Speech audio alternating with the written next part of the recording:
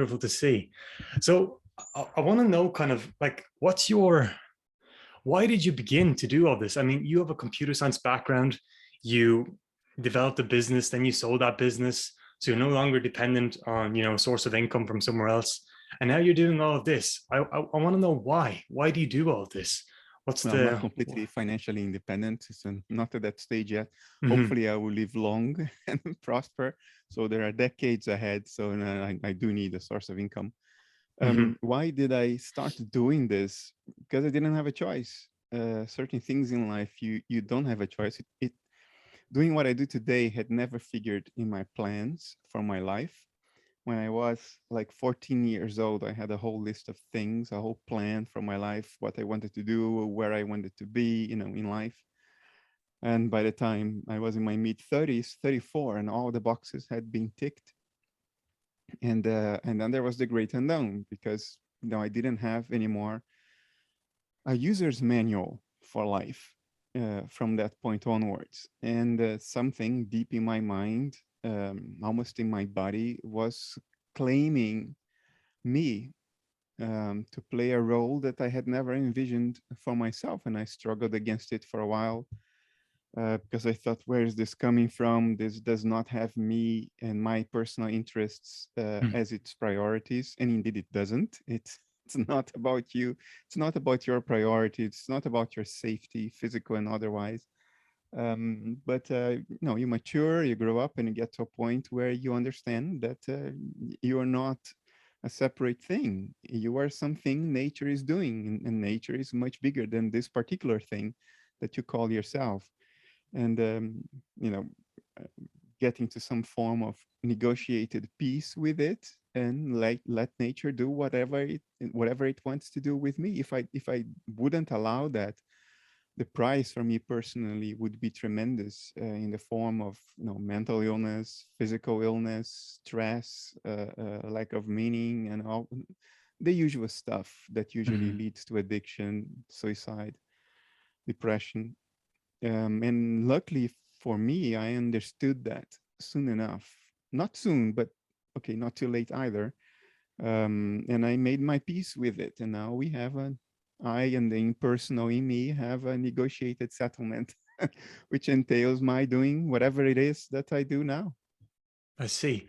And I want to explore, when you say like it's nature doing it through you in a way, like how do you know if that's really the case? Because I often feel like we think like we should be doing something, but that's actually just the parents' voice or a friend's voice or a teacher's voice telling us what to do. And it's our own particular conditioning. And what we want is usually a result of what other people have told us to do or what we read in a book, in a movie, whatever, whatever, whatever. And we think that's what we must do. So I'm very curious to know, how did you differentiate between what's really true for you and what you think is true for you? Because what you thought initially was probably fake, false, but now you know that you're on your true path. So I want to know, how did you know? What was the feeling that arose that this is the right thing to do? That is perhaps the greatest question that one can ask in terms of how to manage one's life. I wish I could tell you that when it happens, you know it. I wish I Mm-hmm. could tell you that, but it's not like that. It requires a kind of attention to a level of subtlety and nuance in your own inner mind that I don't know how to give a recipe to anyone to make that discernment. It's a discernment that comes with age, with maturity, with experience, and after having made countless mistakes, you start to get attuned to that subtlety, and you start to recognize when something that is arising within you is not yours. It's not your own bullshit. It's not your own trauma. It's not your own parents. It's not your ego with its machinations and plans trying to convince you that, oh, it's some higher purpose. But no, it's just your little ego's plans to get self-assurance and self-affirmation and differentiation. I wish I could tell you in clear terms how to make that discernment, how to establish that difference, but I don't know how to say that. All I can tell you is that it's not obvious at all, and you will fool yourself many more times than you get it right.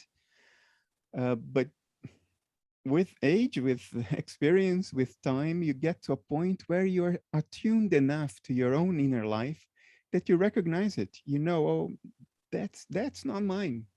That's impersonal. That's not my own machination. It has certain hallmarks. That's all I can tell you. What I'm about to say is not a surefire recipe to make this differentiation. On the contrary, but it's the best I can do. Some of its hallmarks are the following. One, it doesn't give a damn about your personal interest. So it usually an impulse that arises within you that typically puts your own life and safety under risk. Not under risk of dying, sometimes even that, but under risk of losing your financial security, losing a relationship, not being able to buy that thing you want, not being able to go to that place you want, not being able, oh, and this is a big one, not becoming um, recognizable in the way you want to be recognized. You may want people to think of you in this and that way, and the impersonal impulse in us doesn't give a damn about that. And it most often it will contradict that. It will create it will make you do things that will create an image of yourself in the eyes of other people that's not the image you wanted. It's not the way you wanted other people to think of you or to perceive you, and you will be forced in that direction. So this is one hallmark. It doesn't give a damn about your personal interests, and that's why you cannot surrender to it, because as every force of nature, it is completely impersonal. A volcano doesn't think about how many people it's going to die, it's going to kill if it erupts, which houses are on the way of the pyroclastic flow. A volcano just does what it does. A storm doesn't think about, you know, how many villages it will flood, how many people it will kill. A tornado doesn't think about how many cars and houses are on its path. Forces of nature don't have this attunement. And it's the same as the impulse of the impersonal within you. It doesn't have the attunement with you to think about whether you will be risking your whole financial life, risking everything to a point where you need to go live under a bridge and therefore not be able to do anything that nature wants to do through you. You are a tool, and the maintenance of the tool is up to you. So there has to be a sort of negotiated settlement with the impersonal. And that's the second characteristic of it. When you manage to get into a dynamics of it, that feels like a negotiated settlement. Like it's a give and take. You give a little bit to it, you demand a little bit, some freedoms, some room for maneuver, some scope to take care of yourself as an ego, as an individual, and that works. So that's the second hallmark. These negotiated settlements tend to work. Um, there are other hallmarks. The impulse of the impersonal tends to be embodied. You can feel it in the body. It's almost physical. It's not quite physical, but you can point to a location in the body where the impersonal is telling you, yes, this is right, or no, no, no, this is not the way we want to go. You feel it. I tend to feel it between the throat and the chest, right here. And it's a feeling that can be very oppressive. It's like somebody's crunching you. And that happens when I'm not giving enough to that impersonal impulse of nature. It squeezes me here, puts a clamp on my throat and my chest, and I feel very claustrophobic and constrained, like something is not right, I'm not at ease. And when I'm doing the right thing, I feel an expansive warmth here. Mm-hmm. It's like a declenching. It's everything declenches in the body. And even if your thoughts are telling you this is not what I really wanted, the rest of your body is telling you, oh, this is great. You know, we are relaxed. We are on holidays here, basking under a warm sun. So this is the third telltale signal. It tends to be somatized. It's embodied. You can point at something in the body, some place in the body to recognize the feedback of it. Um, what else? It tends to be such that it does not give you an explanation for any why. When you are driven by a thought, by something from the ego, you have all the whys, all the reasons. I should do this and that because, and then you can provide a list. That tends to be the ego rationalizations and the ego telling you to go some way. You have the whys, you have the reasons. You can explain why you're doing this or that, what's the purpose, where you want to get. The impersonal tends to have none of that. It does not bother to explain. It may not even have an explanation itself. It's instinctive. It points in a direction. That's where it wants to go. And then you end up doing things that you may not necessarily know why. Mm-hmm. I can give you an example I'm struggling with right now. Some time ago, I was invited by both Lex Friedman and Joe Rogan to go on their podcasts, Mm-hmm. which are the biggest podcasts in the world. Mm-hmm. So my thoughts are like, if I'm doing what I'm doing, then I should go there. There is a clear why. I will reach a much bigger audience. I'll serve whatever purpose I'm serving in life. But I still haven't brought myself to go. I don't feel like traveling. That's how I feel it in the body. I don't feel like doing that trip.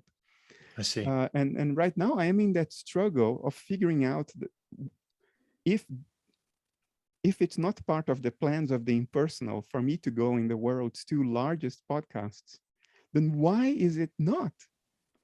And I don't have that answer. I don't know why I don't feel enthusiastic right now about going on those podcasts. I just came out of a corporate life of over 20 years, almost 25 years, in which I traveled the world over multiple times. I'm extremely used to traveling. And traveling to Austin, Texas, it's a direct flight. It's like a hop. Why am I feeling so much inner resistance to just go and do it? I don't know. I don't know the why. And maybe it's not impersonal. Maybe it's just my laziness. Maybe I got settled into this homely life because of the pandemic and the lockdowns, and I just don't feel like going through the trouble. And it has nothing to do with the impersonal. It could be. I still don't quite know. But I don't feel certainly a great impulse from the impersonal to do that. And this is something I still have to deal with. And I don't know the why. But it is another characteristic of the impersonal. It leads you in directions which for which you have no clarity regarding the purposes. You don't know where you're going somewhere and doing a certain thing. You just know that that's what you must do. That's where you must go, but you don't quite know the why, the reasoning. This is a telltale characteristic. If you're compelled to go in a certain direction without knowing the why, that's not your ego bullshit. That's not your own stuff.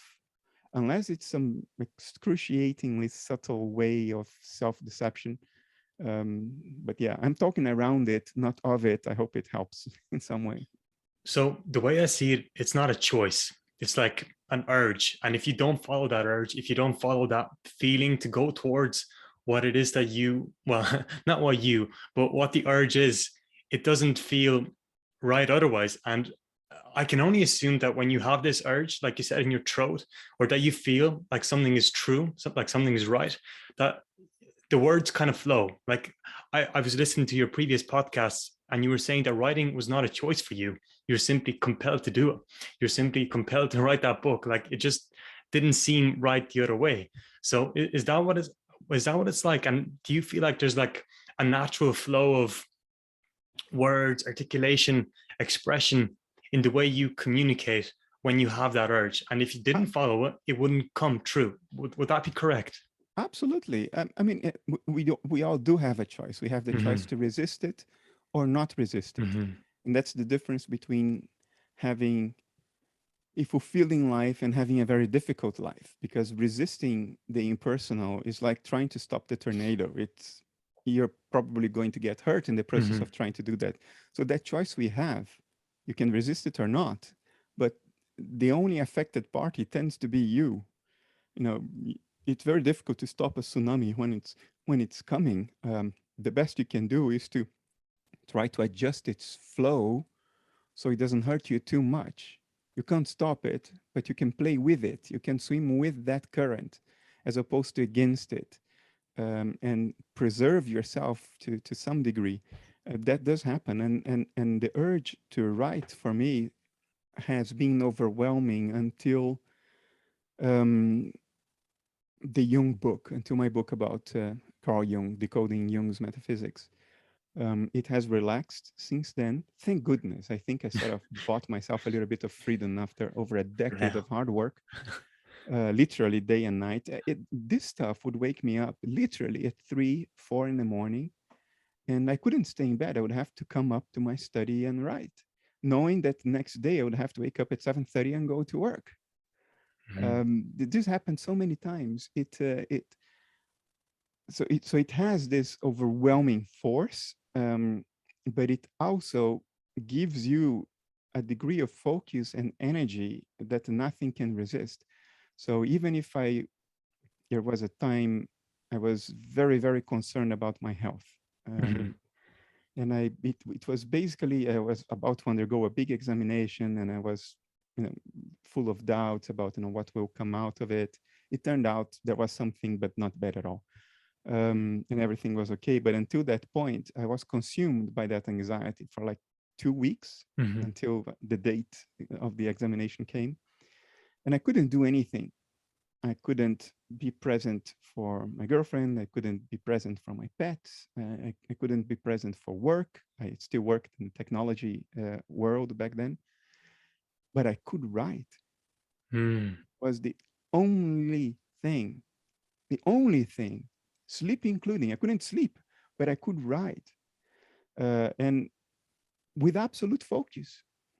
With the even with the thought in the back of my mind, I may die within a year. uh, I could write. And actually, I have a tremendous urge to write. And it was only in writing that I settled, that I sort of came into that flow. So this stuff is very powerful. Some people are more susceptible to it than others. Most people are numbed out. In our civilization, we have many ways to numb out the force of the impersonal. We call it addictions.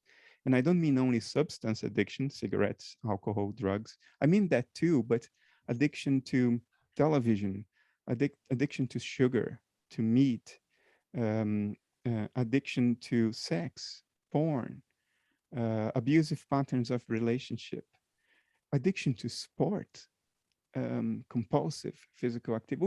We have myriad ways to distract and dumb ourselves down, numb ourselves against the pressing tide of the impersonal. It's just that for me, those other ways don't work very well. I seem to have grown very attuned to the impersonal, and that certainly has not been my choice. It has just happened. When you say impersonal, you mean something not coming from the ego, something not for your own needs, something that is working through you. Is this what you mean by the impersonal? Could you Yeah, just define what you mean by impersonal? the impersonal is those aspects of your mental inner life that you do not identify with, Mhm. and which do not care about your personal agenda, not even about your personal safety.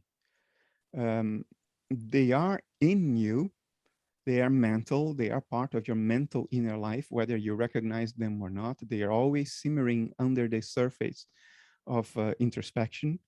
Um, but if you recognize them, you would say, well, that's not mine. That's a weird impulse. That's a weird desire. That's a Mhm. weird agenda. It serves none of my personal purposes. It doesn't serve my list, my bucket list, or my goals for my life. Mhm. I don't even know the why of any of that. I don't know what the purpose is, yet I feel compelled to go in that way. That's the impersonal. You can personalize it. It's morally very useful for me. I call it the daimon, which is part of the Western philosophical tradition. Socrates always talked about his daimon.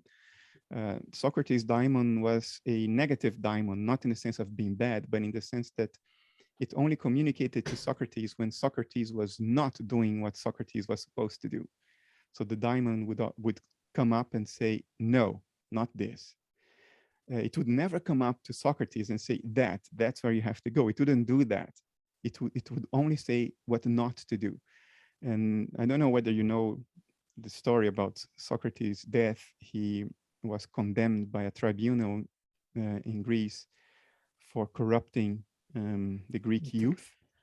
And he had a choice to go in exile or to die by suicide, forced suicide. And he chose the latter because he was already old. And for a Greek to be in exile amounts to death. So he took hemlock, a poison. And what was noticeable in the whole trial was that he never tried to defend himself.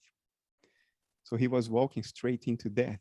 And his friends, including Plato, were up in arms, like, why don't you just defend yourself? You are a loved member of this society. If you defend yourself in any way, they will set you free.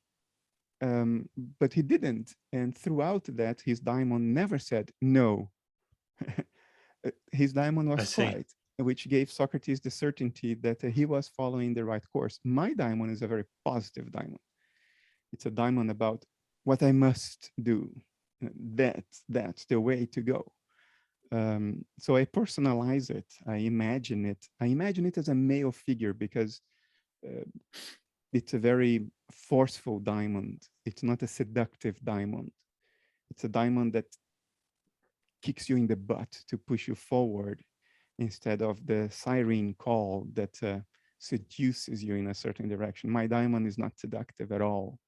It's a very no-nonsense, rough, male energy, pushy kind of energy.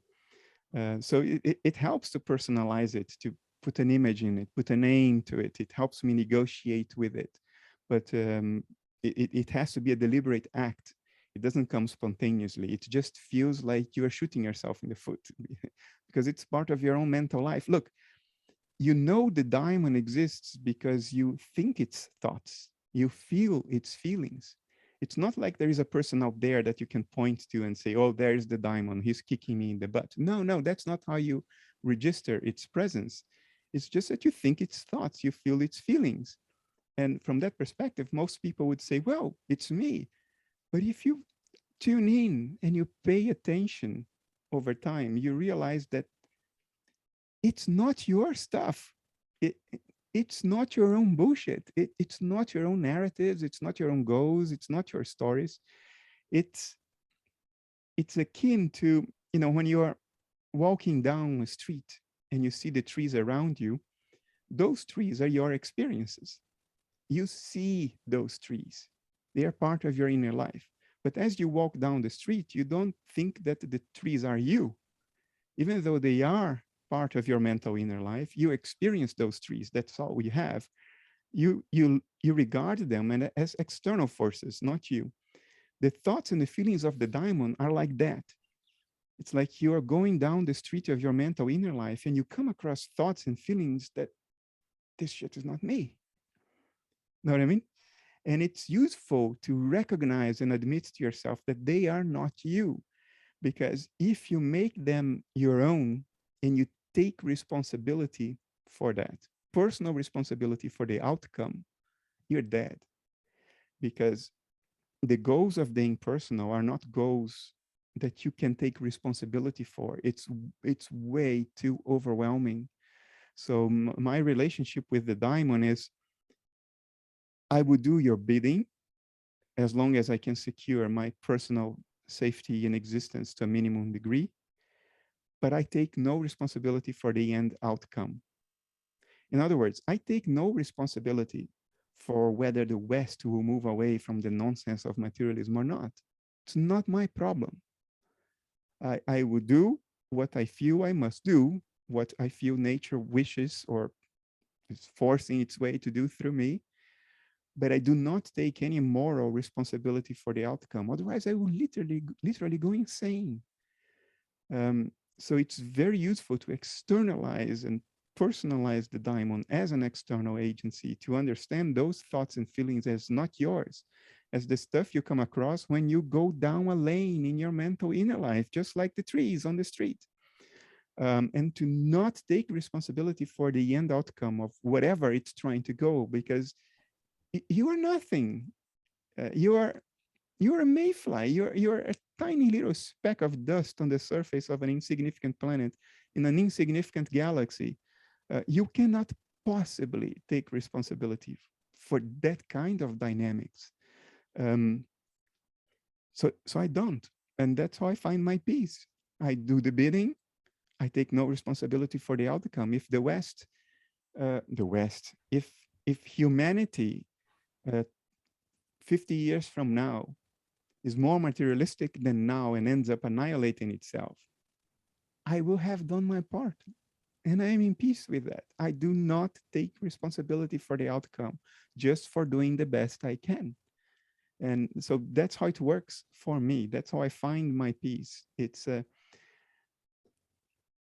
will sound contradictory, but recognizing the impersonal allows you to not take responsibility for outcomes, which is freeing. You become free in a very important way, at the same time that you become a slave to the daimon. So it is the acceptance of that relationship of a form of slavery. Let's call it service. It sounds nicer. It's the acceptance of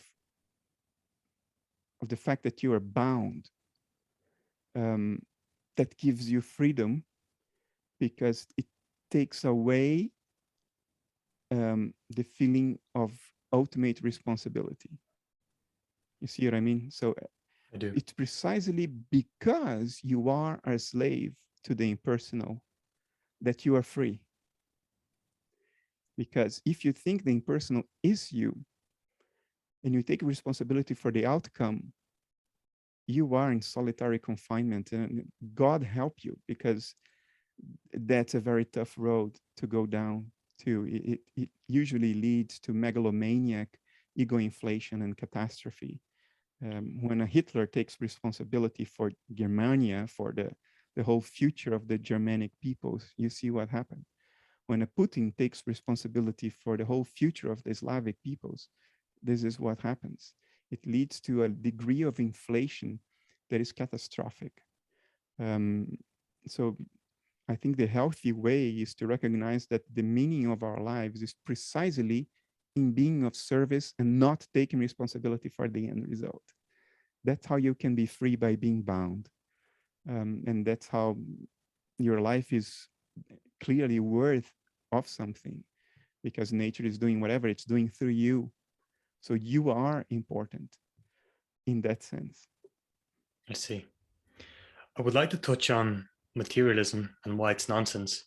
But before we go into that, I feel like it's worth exploring what we mean by me, by self, by ego, by this person. I wonder what you can say on those topics. We have a lunatic sense of identity, which has gathered so much momentum that plausibility has been manufactured for it. We think it's eminently plausible that dead meat generates our conscious inner life, even though nobody on this planet has ever managed to even begin articulating how that can possibly be the case, how we can reduce or explain the qualities of experience in terms of physical parameters, which are quantitative.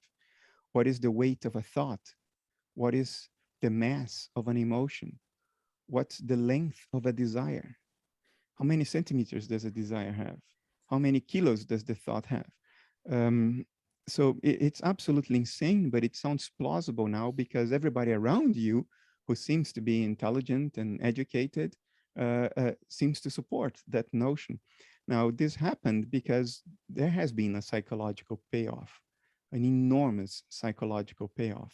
I could go on for a whole afternoon on what the many payoffs are, but the big one is that it has gotten rid of the greatest fear of humankind throughout our history, the fear of what we will experience after death. In Christian terms, am I going to go to hell or am I going to go to heaven? That single fear has guided everybody's lives forever. except since the late 19th century. We got rid of that fear because under materialism, when you die, there's no experience anymore. All of your problems are over. There is nothing there to be afraid, to suffer, to feel pain. It's over. You may be afraid of the process of dying, but death itself, there's nobody there. So the greatest fear in the history of mankind is out the window. That was an enormous payoff. And in addition to that, materialist metaphysics um, very naturally lead to certain values, to certain modes of behavior in society that are symbiotic with our economic system. If the only thing that really exists is matter and mind is just a transitory, temporary side effect of certain material arrangements, then the only possible goal in life is to accumulate material goods. In other words, to work your ass off to get enough money to buy all this stuff that you think you want. And that's how economies are propelled forwards. That's how fortunes are created.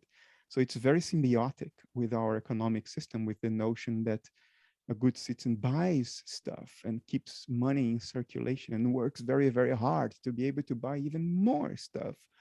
Um, if you look to pre-literate societies, let's say South American Indians, um, the Portuguese tried to enslave them and force them to work what then was considered a normal day, 12 hours. But they would just shrink and die. And they became, the Portuguese started thinking of them as inherently lazy people. They were not lazy at all. They were just natural because they would work 3 hours in the day, enough to hunt and gather or cultivate whatever they need. And the rest of the day, it was to live, is to be under the stars of the sky, to walk amongst the trees, to be with other animals, to swim in the river, to bask under the sun, to just be, to just be. We have lost acquaintance with the feeling of just being because we are always trying to get something. We're always trying to get something, get that house, that car, that pair of shoes, that relationship. We materialized even other people. So yeah, that's why, that's the dynamics that have led us to this, which is catastrophic, because although it's comforting in the sense that it's numbing, you don't have to take your emotions seriously. Your emotions are just side effects of the physiology and electrochemistry of your brain. You don't need to try to integrate your traumas, integrate your feelings. You can ignore them all. You can be lazy about the hardest task of life, which is to mature. You don't need to mature by integrating all aspects of yourself, because those aspects of yourselves are just epiphenomena. They're illusions. They don't have any significance. They play no role. They don't come into the causal nexus of nature. It's only the physiology of your brain and nervous system that does. So it's very comforting in the sense that it grants us a moral free pass for laziness and irresponsibility. So now we are so deep in that we don't see the price we pay. And the price we pay is the absolute lack of meaning that the typical Western life has to put up with. Nothing is for a deep, true reason. At the end, you're going to die, and whatever you did or didn't do, it will be for nothing anyway. Give it 1,000,000 years, nothing will be remembered about anything that we are doing right now, because everything is transitory. So you don't need to have any great goals. You don't need to listen to nature. What do you mean listen to nature? You're just a meat machine. You're an automaton that was created by evolution. There is no purpose. There is no meaning to any of this. And do you see how numbingly comforting this is, at the same time that it pulls the rug from under your feet? Because your life now has absolutely no meaning. It's just as good if you work hard and achieve whatever it is that you want to achieve, or if you put a bullet in your head right now. Both are identical under a materialist metaphysics. It doesn't matter. Nothing matters.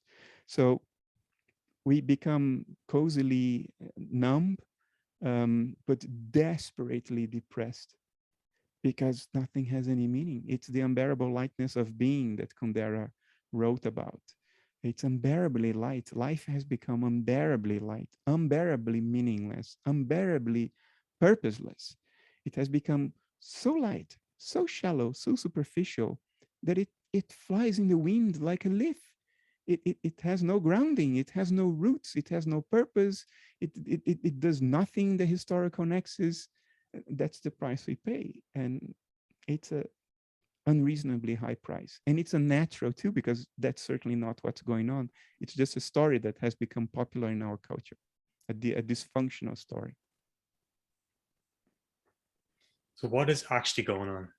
If this perception of reality is false, what is reality? What is true?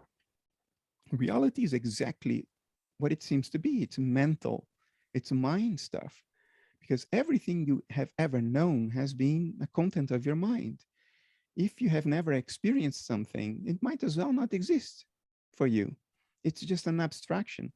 It exists only insofar as the abstraction is experienced, not the thing that the abstraction points to. Life is mental, reality is mental.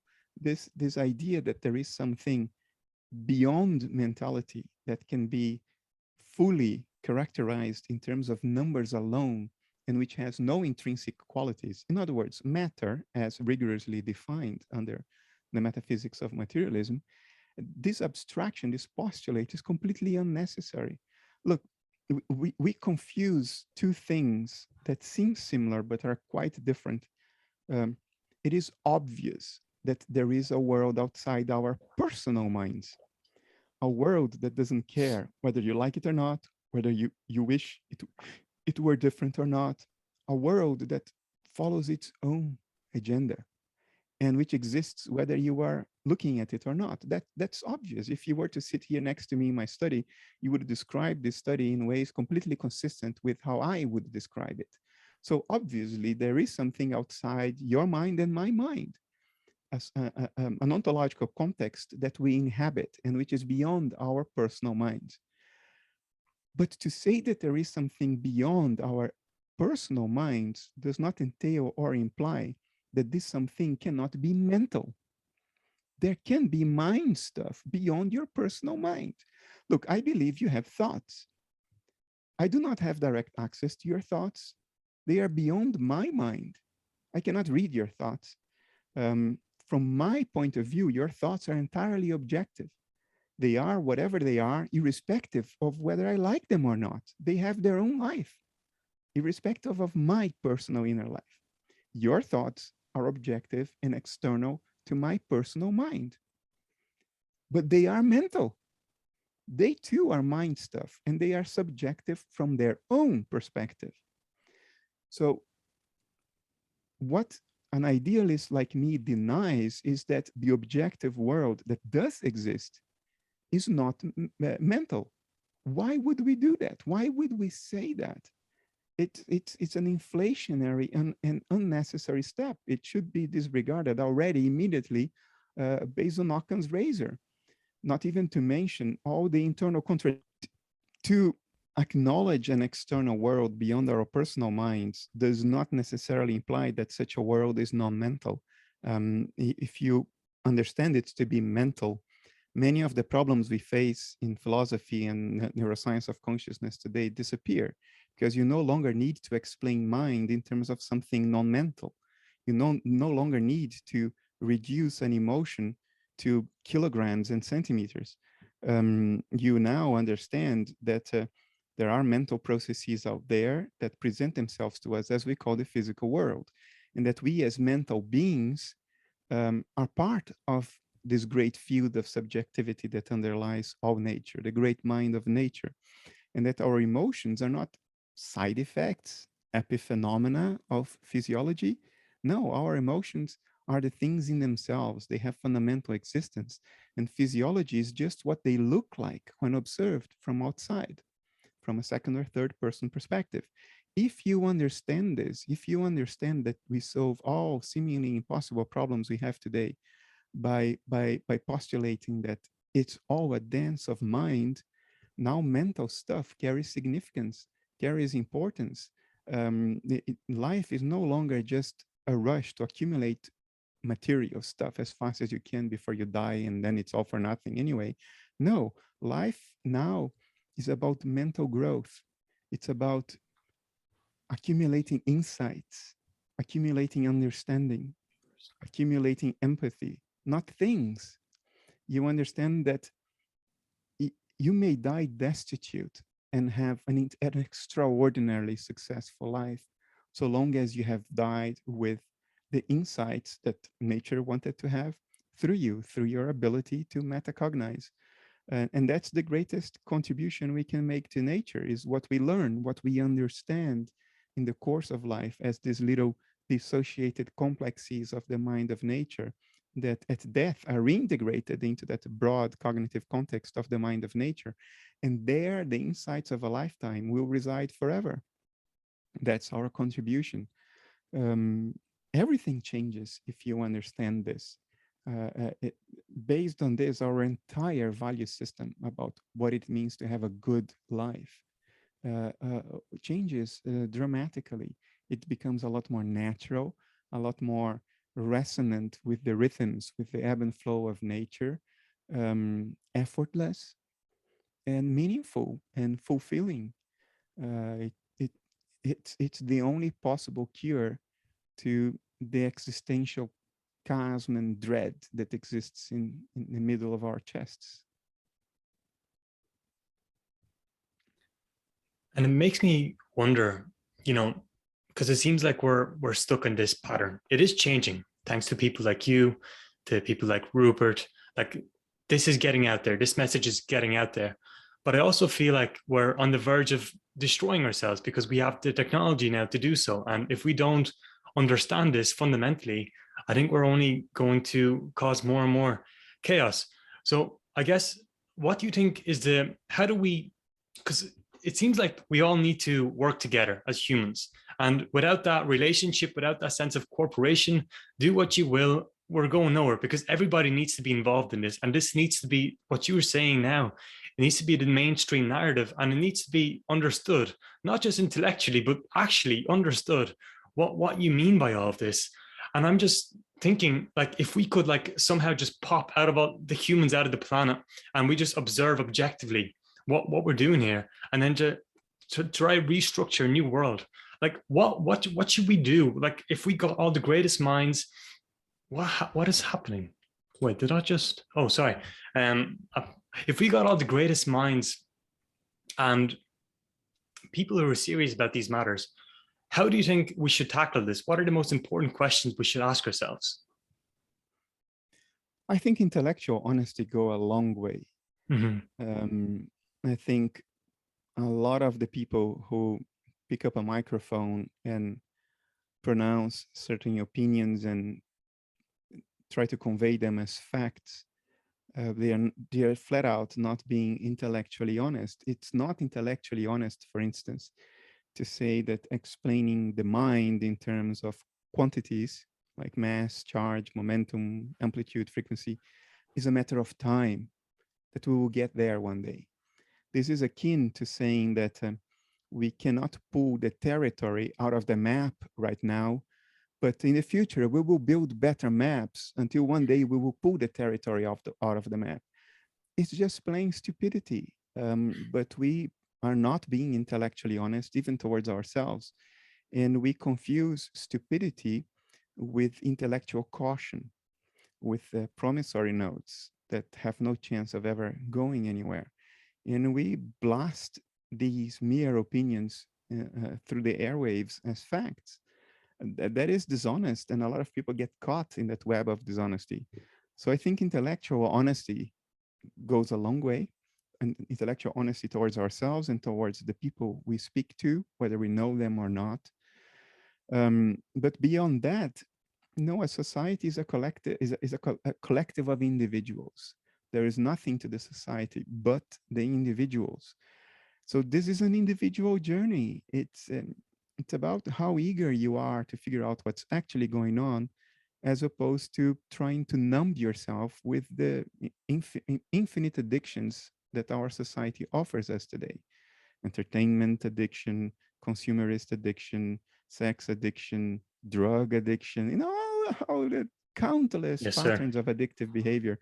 Um, for most people, unfortunately, that's the game. You numb yourself as best as you can until one day you switch off, and then you have nothing to worry anymore because you were not going to be there. Wait and see. You'll be very surprised when you think, okay, now the lights are going off. Oh my God, I didn't expect this. Yeah, no, too late at that point to do anything more functional and productive with one's lives. Um, it is very important, I think, for us to become cognizant that what we have to collect is insight, it's understanding, and see these things as precisely the ones that last forever. Um, all the love you've felt, all the things you've understood at the cost of great suffering, those are the riches that you do take with you after you die.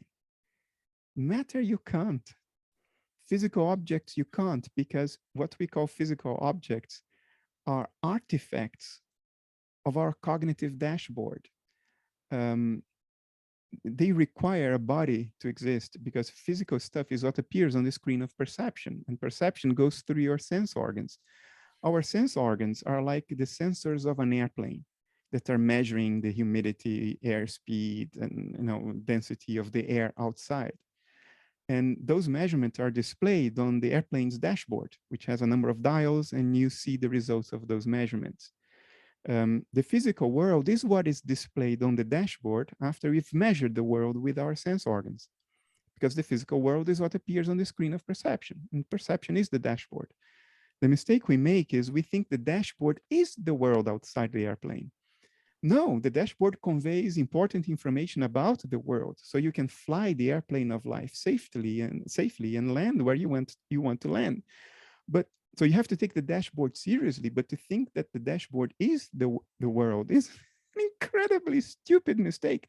And that's exactly what you think. Now, the airplane is life, and physical objects are what appear on the dashboard. When you die, the airplane is gone. Now you are the world. You're not flying through the world. You become it again, which is where you came from. So there is no dashboard. There are no physical objects. You can't take stuff you buy with you after that transition in your state of consciousness that we call death. But your insights, your understanding, that you do take with you, and that lasts forever. If people really understood this, and then one, they would immediately recognize this as by far the most plausible option. And two, and then they would really believe it. And two, it would change their lives. It would change our entire notion of what constitutes success. It would eliminate the motivation for most conflict. And all of that happens through a process that is ultimately individual, repeated 7.5 billion times, but it is an individual process. So I cannot force anybody to undergo that process. Nature does it, not me. I do what nature wants to do through me. The rest is not my problem. So if you ask me how realistic it is that we will get at least a large proportion, a large segment of the 7.5 billion people in the world to undergo this process, so it gathers enough critical mass to change a cultural narrative, I don't know, maybe it's not likely at all, but it's not my Worth problem. trying. You see what I mean? I do my part. I do see. not take responsibility for the end result. Therein lies my freedom. Mm-hmm. I see your point. And Bernardo, like you mentioned addictions and distractions and so on, but I feel like we do these things because we are confused. It seems like from a young age, people go on into school, they study because they want to, I don't know, go to college, and then they go into a job that they don't really necessarily like. But I feel like if we truly understood what we were speaking about here, like, and felt it, like saw it for ourselves, just like we see a tree, we see that this is true. Like, you wouldn't even want to go into all these other distractions. You'll see how meaningless it all is. And I feel like unless we truly understood this for ourselves and really saw it, like to actually see what you're saying is true, and that we must discover this for ourselves in a way. Otherwise, it's just a bunch of words. I feel like that natural enthusiasm, that natural love for understanding this reality thing, and then going, there's a lot more we can understand, but I feel like we must see this for ourselves individually. And I'm just wondering, like, what's going to help us? Because, like, like, it seems like all of us are in some distracted with, alcohol and food, everything, like addictions, and it's just pulling us, and society is telling us to go in this particular direction.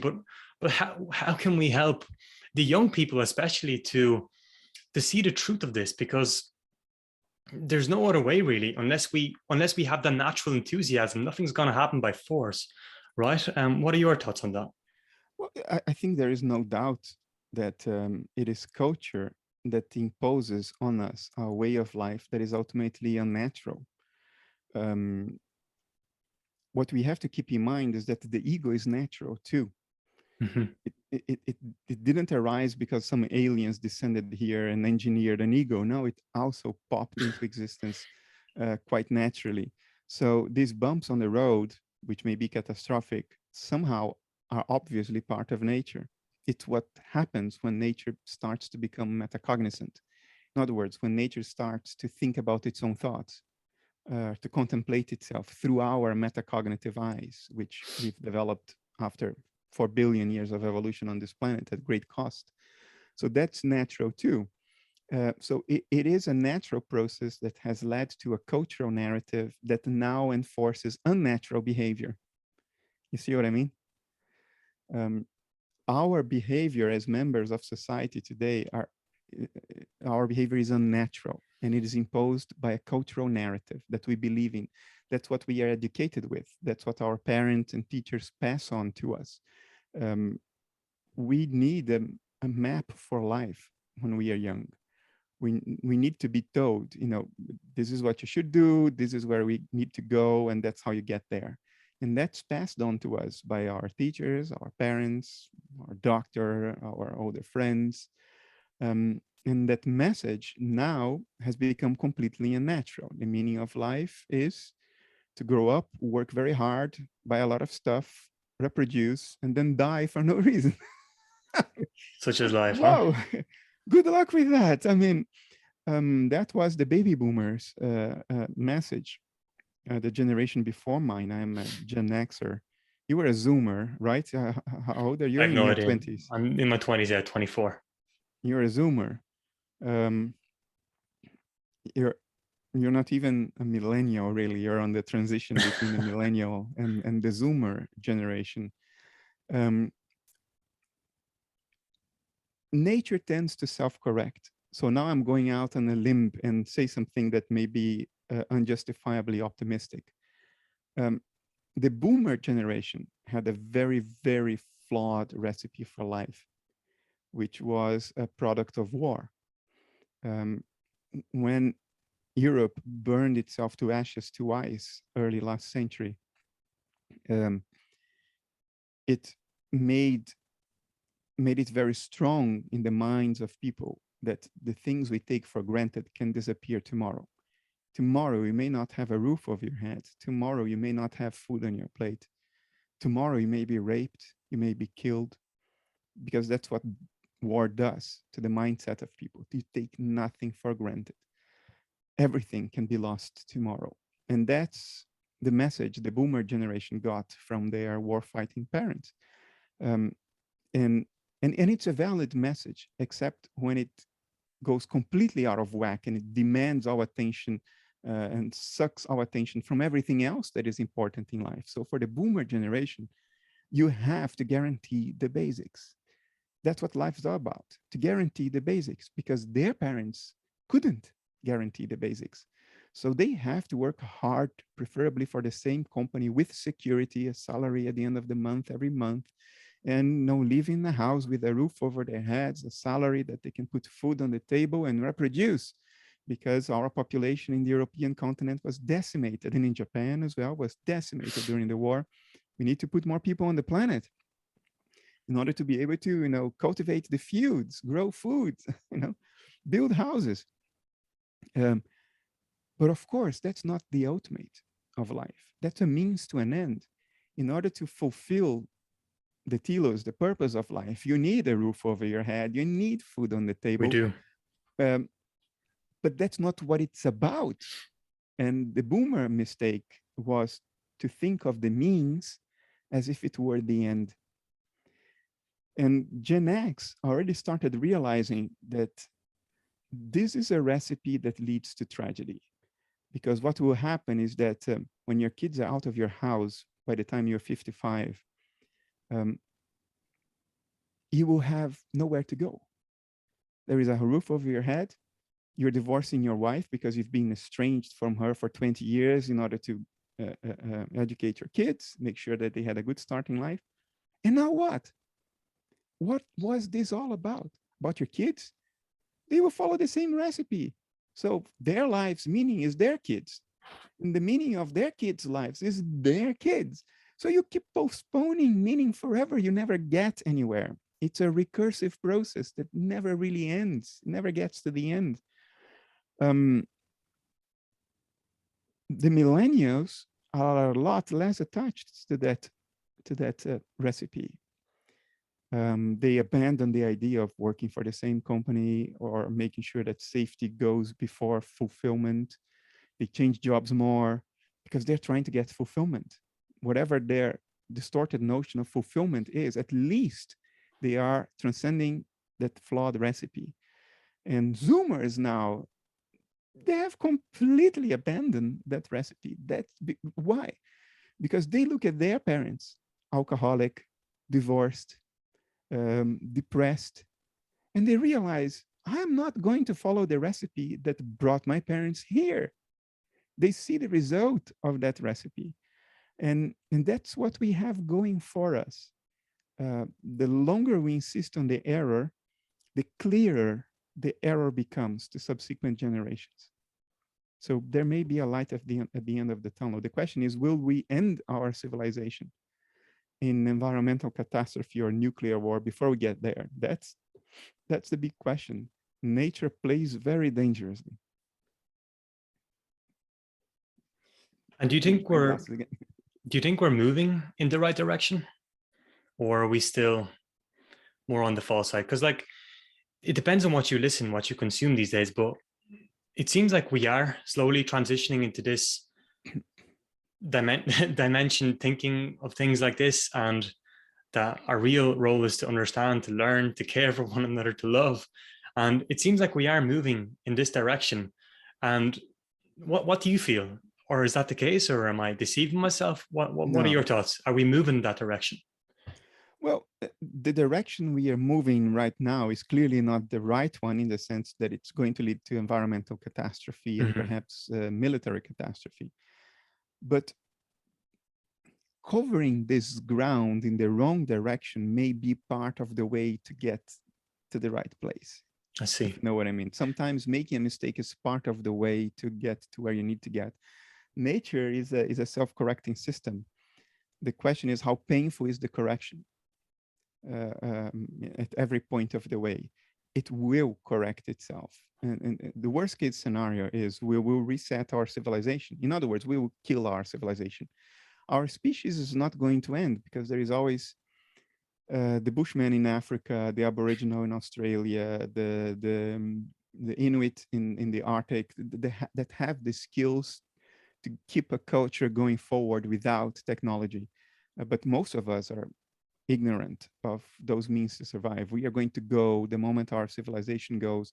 And it would be a pity if there is nobody around able to decode and read the countless bits of digital information where all of human knowledge is now deposited.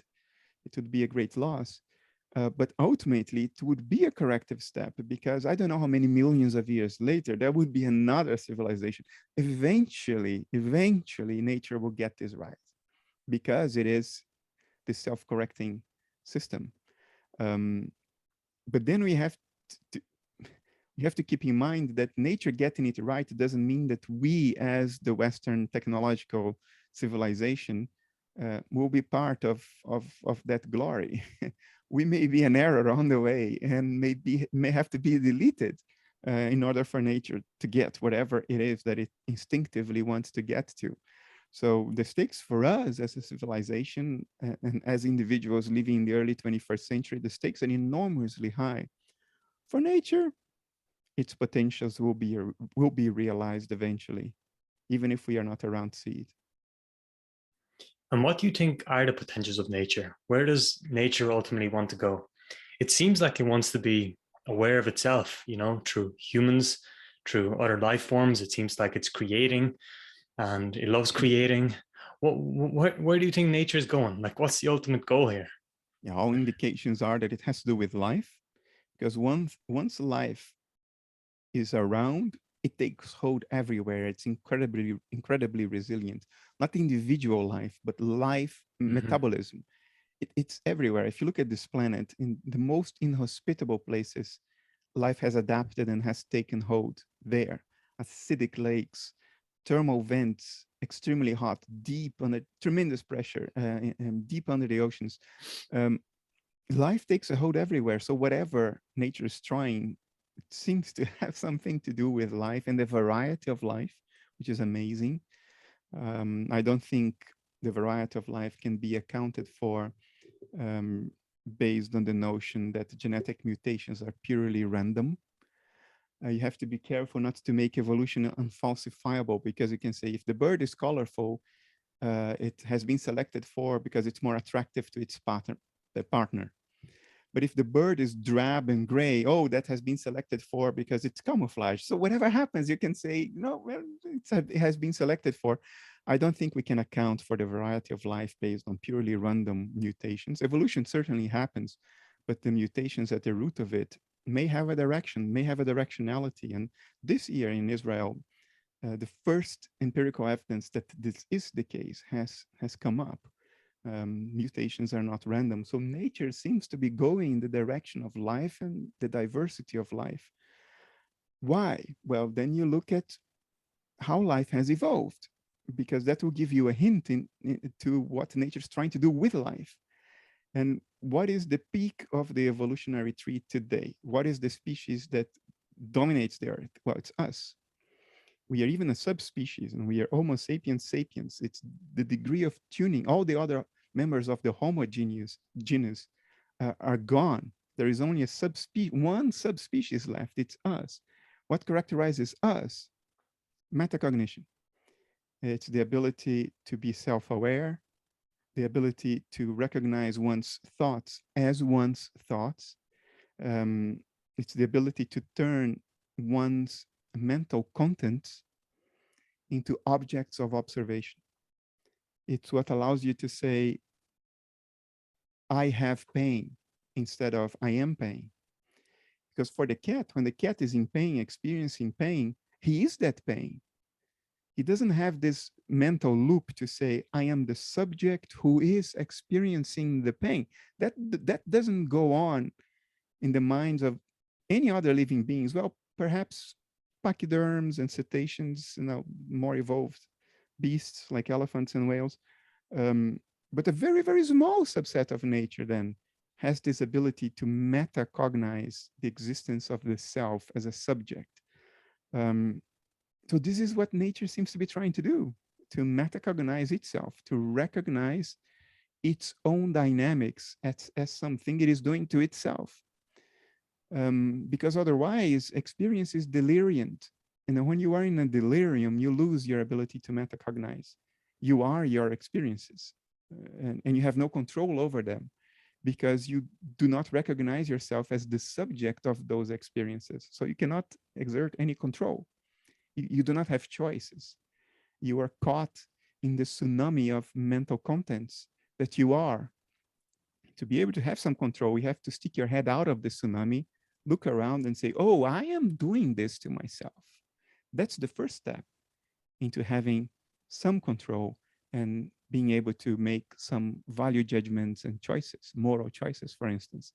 What is this process of sticking your head out of the tsunami? That's metacognition. So I think nature is doing that through us, and that may be the instinctive goal of nature. Nature may be feeling its way towards this explicit recognition of itself, so it can get a grip and it can make choices about what is productive, what's not, what leads to suffering and what doesn't. Because right now, good and evil are equal parts of what's going on. Mm-hmm. And I also think, humans, we say, oh, nature's doing this through us, but we are nature. Like, we're no different to nature. And I think it's just a sense that we are different from nature that maybe creates that chaos, like you said, the metacognition that, oh, I'm doing this and so on. But we are nature, and nature is intelligent, and we have emerged. Well, we are nature as well, so we must be intelligent. But then if we look at the actions of the world, they don't seem very intelligent. So I'm curious to know what has went wrong. And it seems like this whole ego thing, this sense of self that has gone wrong in the world. Um, what characterizes nature above all is spontaneity, Spontaneity. Okay. spontaneity of action. Nature, unlike us, doesn't sit and ponder things before deciding which way to go. Nature unfolds spontaneously, instinctively, if you will. That's how animals behave. They behave spontaneously, instinctively. If you corner an animal, it will either try to flee or lash out. It doesn't sit pondering about, should I flee or should I lash out? No, instinct provides a clear and single answer every turn of the way. Um, and instinct is what maintains the equilibrium of the whole system because it is a self-correcting mechanism. So for as long as living beings are guided by instinct, by that natural spontaneity, um, ecosystems are harmonious because they always self-correct. Whatever may be going wrong doesn't go wrong for too long. It will self-correct. It will find another local minimum, another point of equilibrium. What throws the whole system upside down is metacognition, because metacognition represents the ability to step out of instinct. You see what I mean? Mm-hmm. When you metacognize, now you can ponder and you can make a different choice than instinct would make you do. Um, and this is a tremendous gamble by nature, an instinctive, spontaneous gamble, because on the one hand, it allows for self-recognition, which is the means to getting a grip and getting out of the delirium. On the other hand, it allows for a species to disconnect from the enforced harmony of instinct. That species now is prone to destroying the whole thing because it's no longer governed, its behavior is no longer governed by the checks and balances that maintain harmony in nature. You see what I mean? Mm-hmm. So it's a tremendous gamble. Nature is playing poker here. Um, you need to make that gamble in order to attain self-awareness. But that gamble carries with it a tremendous risk of destroying the balance that is otherwise maintained by instinct. And you may lose the bet. You go all in and you lose it. That's the risk. So we are a great gamble.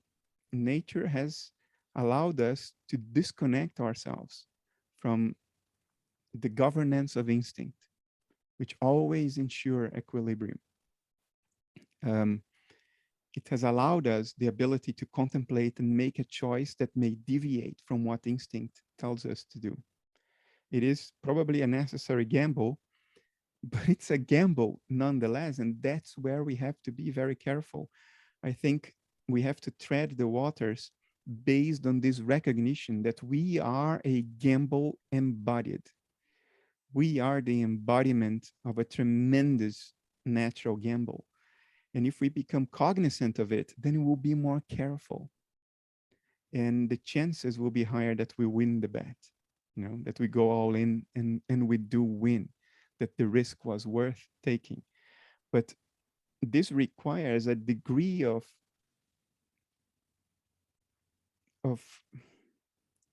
self-honesty that most people run away from, like the devil from the cross, because it demands a form of humbleness. It demands a recognition of the self as a very, very dangerous thing in nature. Who wants to see themselves that way?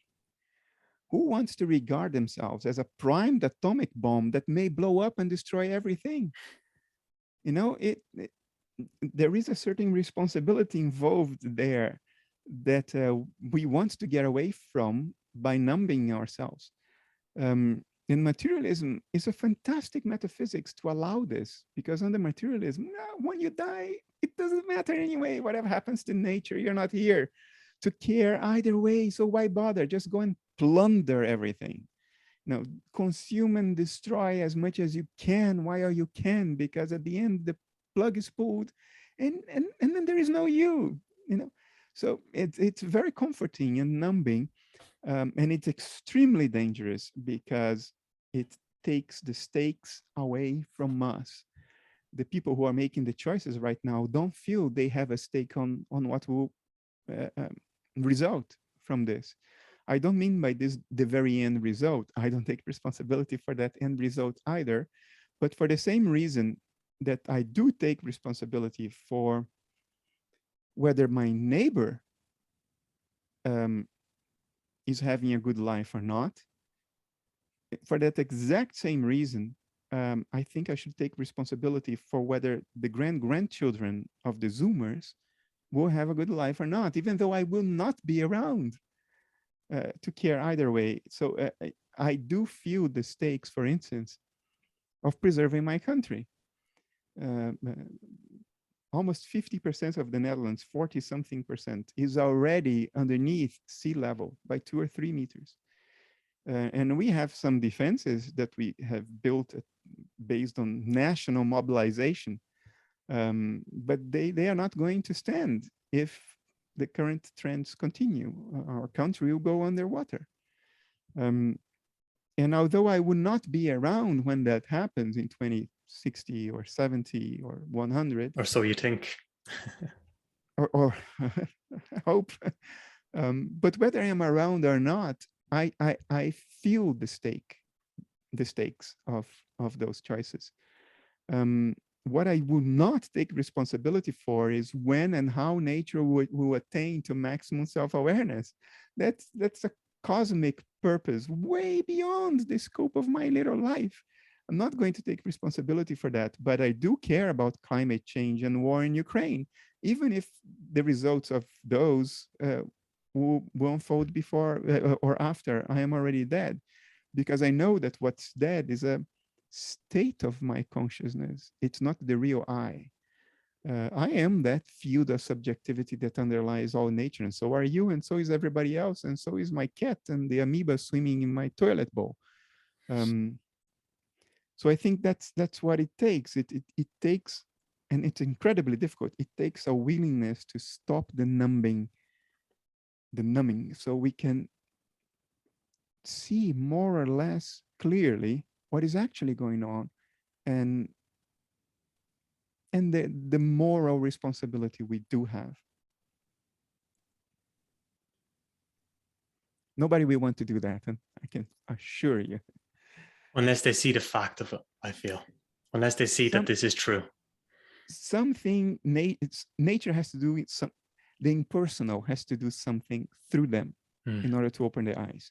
Because like any addict, your priority is to meet your addictive needs above anything else. And that's how most of us live. And when I talk about addiction, again, I'm not talking only about substance addiction. I'm talking about money addiction, power addiction, material addiction, sex addiction, all food addiction, all the other patterns of addiction that we have replaced the impersonal with. Because we think our lives are about us. We think my life's about me, your life's about you, the neighbor's life's about the neighbors. And that's the most unnatural thought conceivable. Of course, ridiculous. Your life is not about you. It has never been, will never be. Who put this stupid thought in your mind that contradicts everything nature is telling us, because as you said, we are part of nature. We didn't pop into this out of nowhere. We are not an artificial construct by some hyperdimensional alien beings. We are a product of whatever it is that nature is doing. The air you breathe comes from nature, the food you eat comes from nature, and those are what you are physically as far as you are represented on the screen of perception. Um, so why would your life be about you? You don't even exist as an entity separate from the rest. There is nothing there for your life to be about other than nature.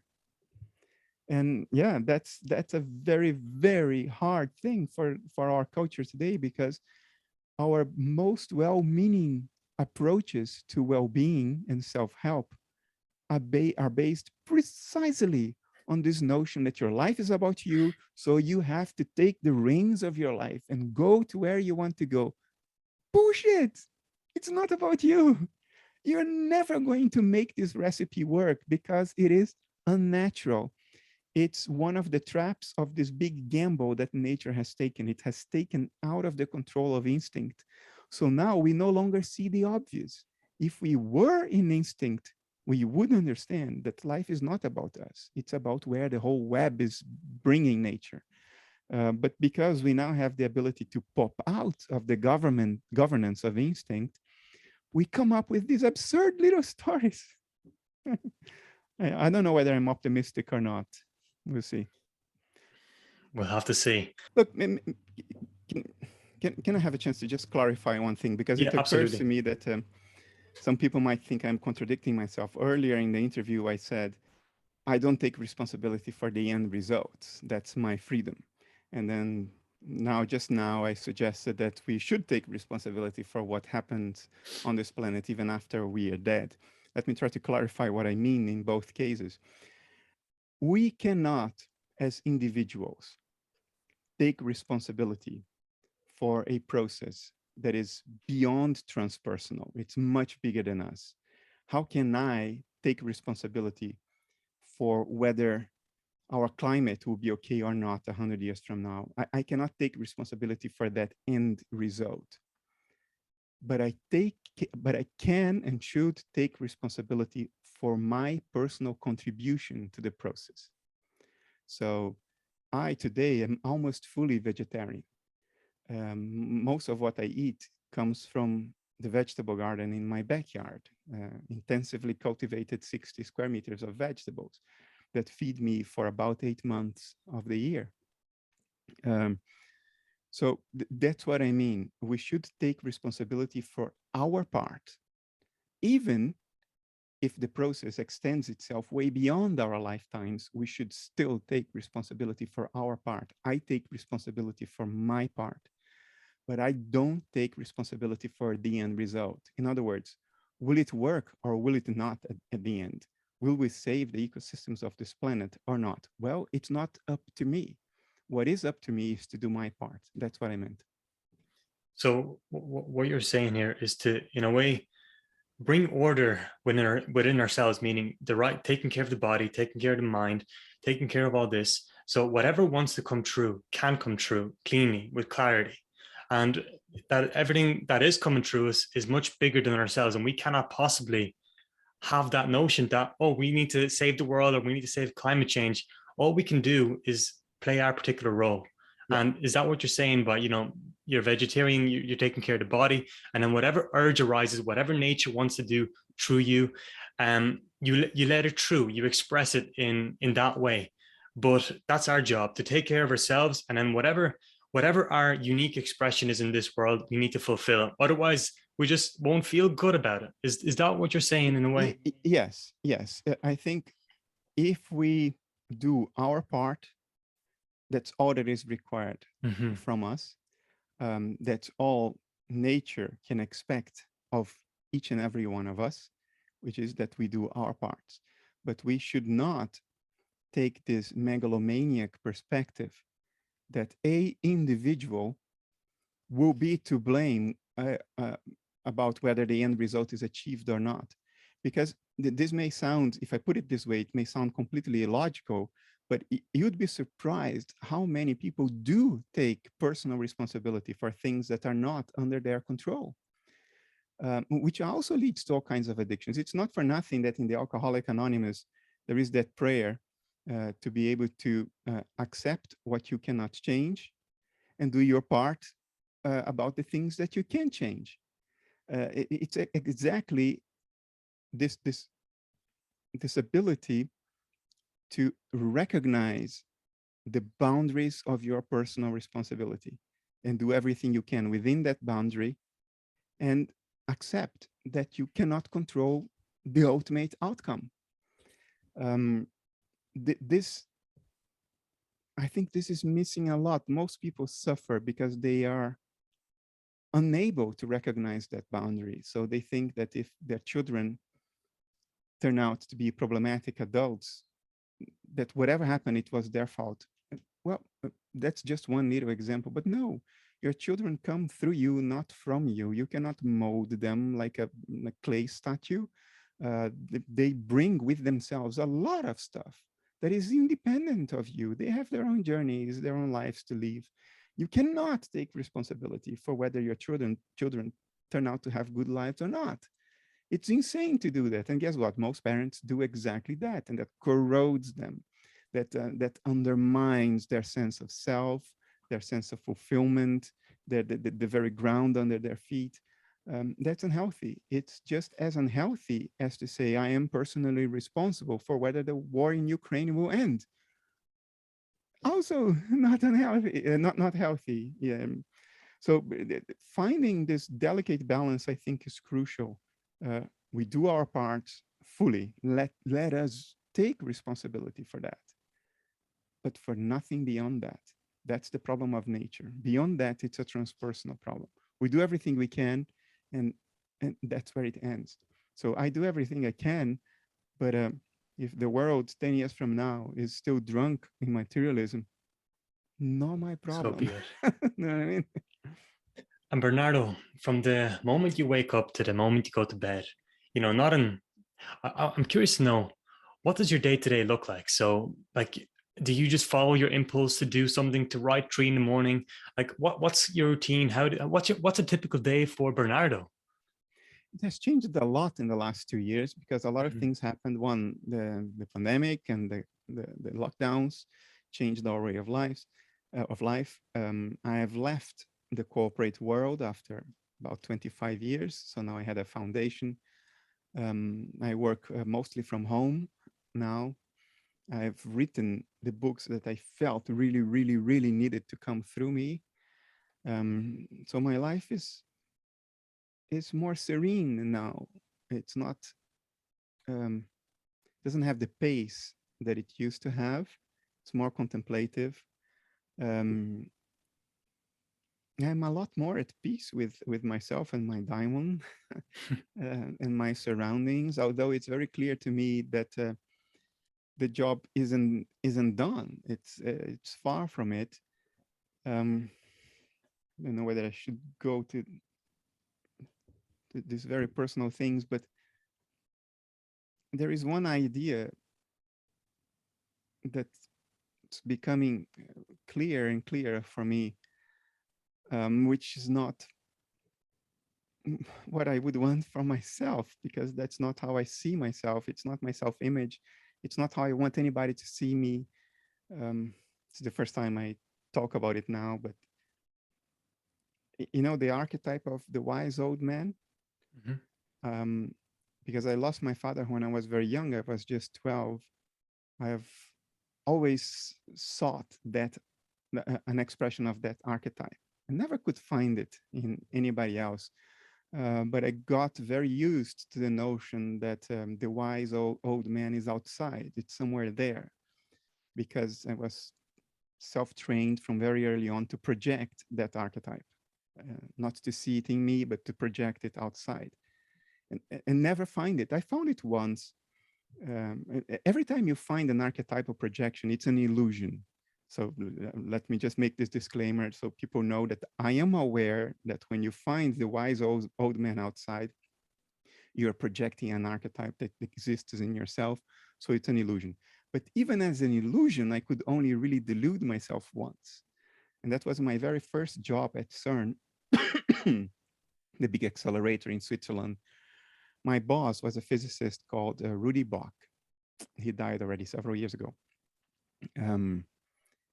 I projected the wise old man in him big time. I looked up to Rudy Bach, and he was a perfect receptacle for that archetype. I can't describe to you, I mean, it's a very personal thing, changes from person to person. But that German, perhaps because he looked a little bit like my father, I don't know, but that German was the wise old man for me. And after that, I could never place that projection, but I was always used to trying to do it, trying to place that projection. So my self-image, and this is something that came into focus only very recently to me, not only self-image, what I really am, other than the philosophy comes through me.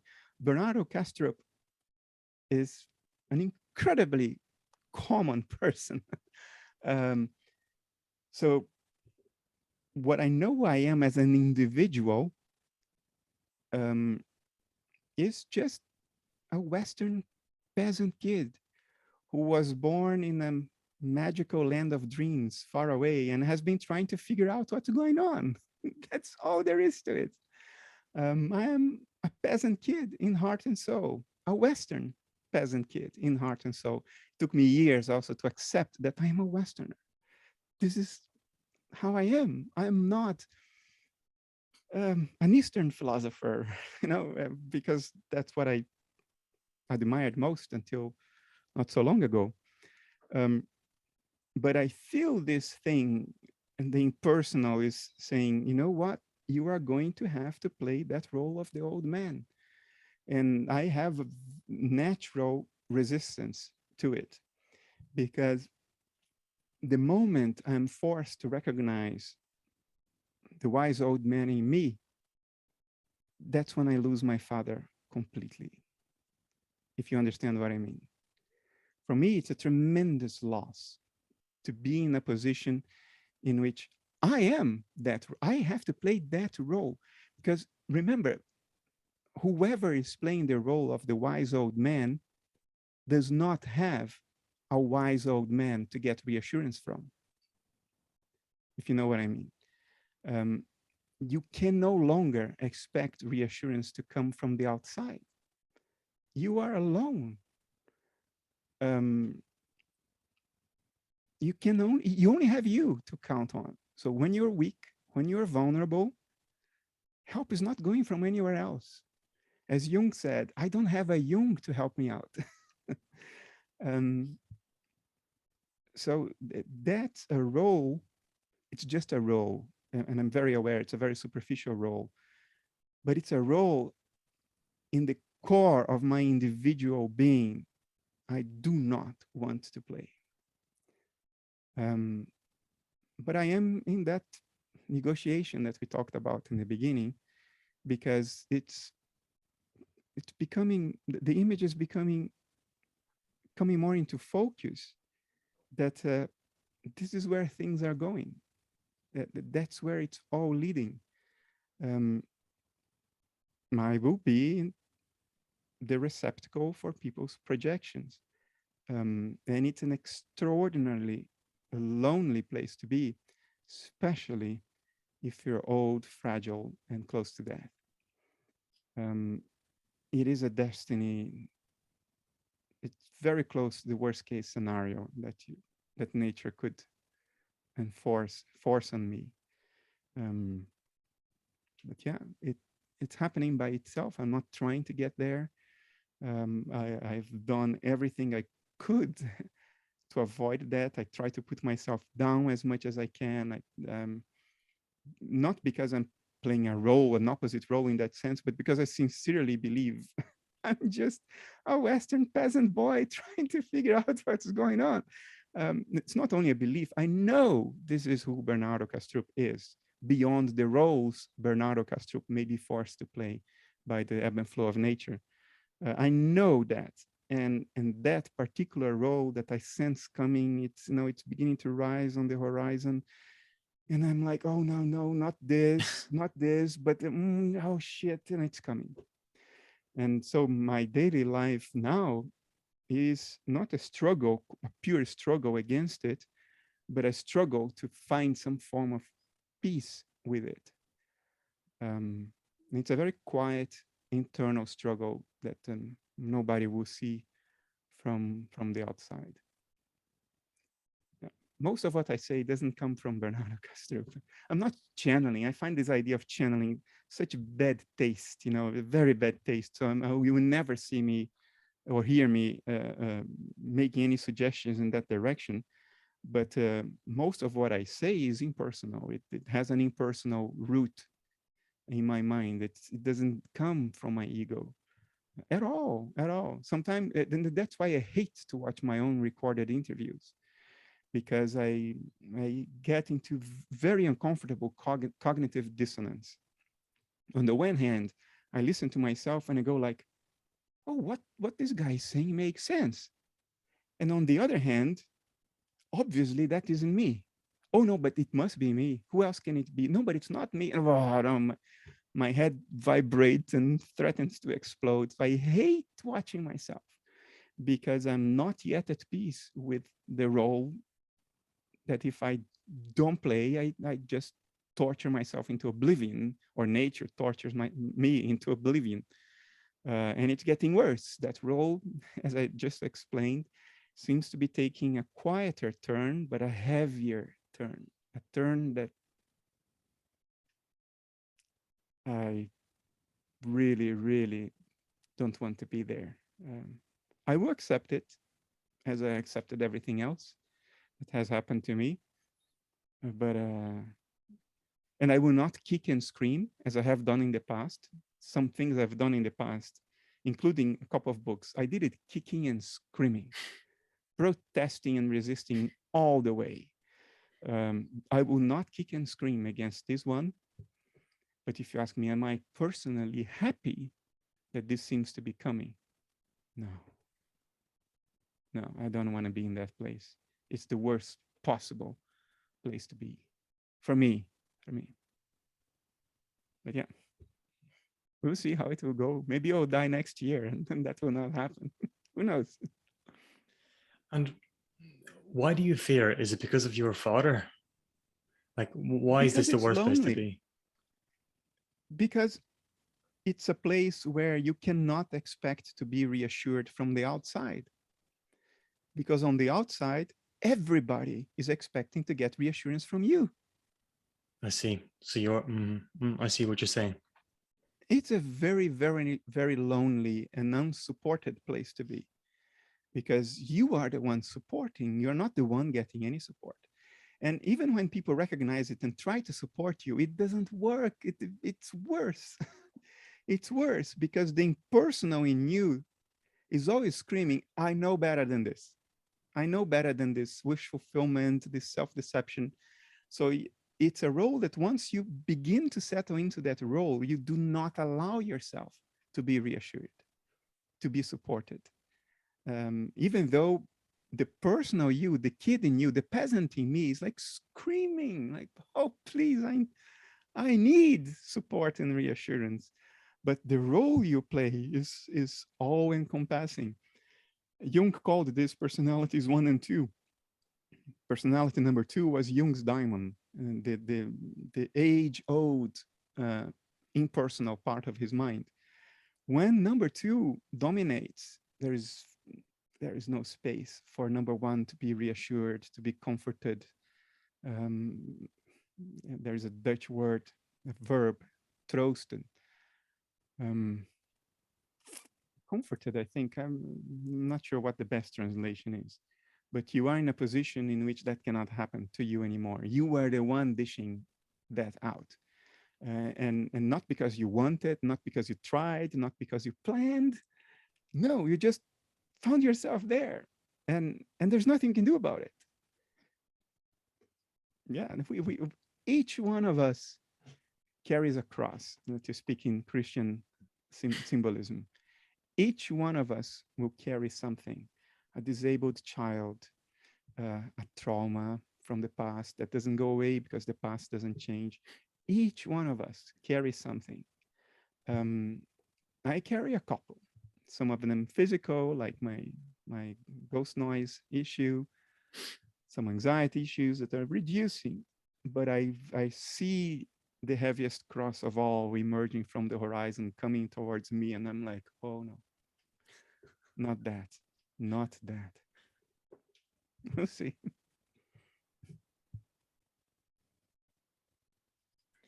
And you mentioned Jung quite a lot now, and in your previous interviews, you've stated that you've studied him extensively and you have written a book about Jung, decoding Jung.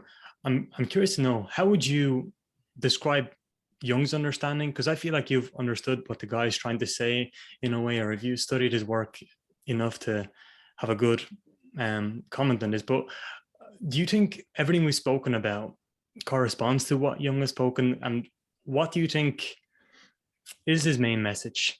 What have you learned? What's your biggest takeaway from that study? Jung's main message is you are not the master of your house. There is something else in your house that is infinitely bigger than what you think you are. You aren't the master of your house. Your ego is not the master of your house. Your life is driven by the impersonal. He called it the collective unconscious, which is not unconscious at all. What he meant by it is something that is not metaconscious, but the terminology of the time was different. That's one of his main messages. And the other main message, and that's the good news, in his own words, there is a treasure buried in the fields. These are the words he wrote in a letter written at the very end of his life. And what he meant by that is meaning can be found. Life is intrinsically pregnant with meaning. It's bursting at the seams with meaning. We just don't see it because the treasure is buried in the ground, in the fields. It's there, it has always been there. Will always be there. But we don't see it because it's buried. So there is a way to unbury it and see the inherent intrinsic meaning of life, which is overwhelming. It's overwhelming. No, it's beautiful. Bernardo, I'm going to respect your time. I do not want to take up too much of your time, but I just have one final question for you. And that is, if there was a billboard and this billboard will be displayed to millions and billions of people, in fact, the whole entire world can see this billboard, a message from Bernardo, I would love to know what you would put up on that billboard for everyone to see. Nothing. And you know why? Because if preaching and slogans worked, 2,000 years of Christianity would have solved our problems. We would have learned to turn the other cheek. We would have learned that life is a sacrifice, it's a service to something transcendent and transpersonal. You can call it God. We would have learned all the basics. We would be behaving according to the golden rule. Thou shalt not do to others what thou doesn't want to be done to thyself. But we haven't. Why? Because slogans and preaching don't work. I will leave that board empty, because at least when people see a board empty, they go like, oh, that's strange. And that's the moment when something magical can happen. When you look around and you go like, oh, that's strange. It's that little gap that opens in the narrative of life that seems to give you closure. When a little gap opens and you go, oh, that's weird, that's peculiar, that's when something can happen, that something can get through. But if you paste a slogan on that gap, it's over, it's gone. The narrative will just close again, and you would think you know what's going on and what you're supposed to do. And you keep on with the patterns of addictive behavior. So no, outdoor posters don't work, man. No. People have to do it themselves. It has to come out of their individual initiative. And what I'm doing is I'm trying to make options available behind the curtains. So those who feel compelled to open the curtains have something to see, if you know what I mean. But I have no power whatsoever to make people go and pull the curtains open. Neither do I take responsibility for that. It's their problem, not mine. My little role to play in this whole dance is to put a few gifts on the other side of the curtains. And if anybody peeks or not my problem. I wash my hands, and that's my freedom. Otherwise, man, I would torture myself to death. It's bad enough as what it appears to be coming, that cross from the horizon that I'm going to be nailed to. That's bad enough. I'm definitely not going to take responsibility for making people see. They have to want to see. And if they want, they pick in, there will be something there. That part, that role, I'll play. I'll play. I'm already playing. Bernardo, it was wonderful speaking to you. Thank you so much for your time. My pleasure. Thanks for having me. It was a nice conversation.